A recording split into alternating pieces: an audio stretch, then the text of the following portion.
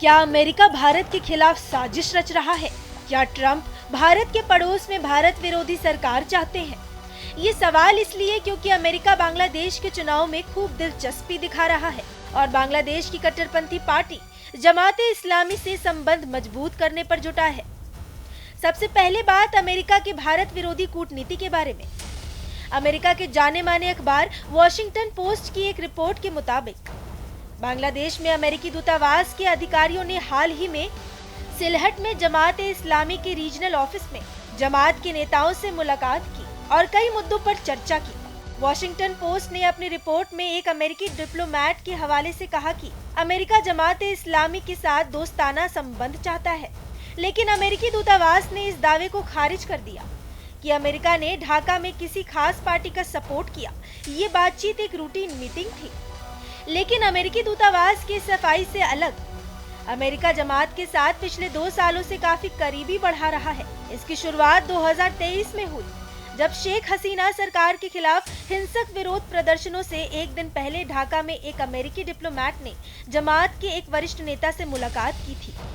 2025 में ये संपर्क और मजबूत हुआ।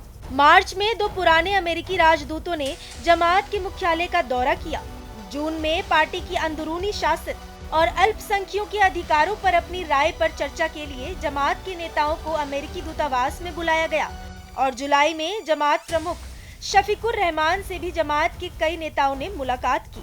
सबसे हैरानी की बात तो ये रही कि अमेरिका ने नवंबर 2025 में मात प्रमुख शफीकुर रहमान को वीजा दिया, जबकि रहमान हमास नेता याह्या सिनवार की तारीफ करते रहे। यहूदियों के खिलाफ भी बोला। भारत के लिए चिंता की बात यह है कि जमात एक भारत विरोधी पार्टी है। जमात इस्लामी एक ऐसी पार्टी है जो हमेशा से भारत विरोधी रही है और जिसने बांग्लादेश की 1971 की आजादी का विरोध किया था।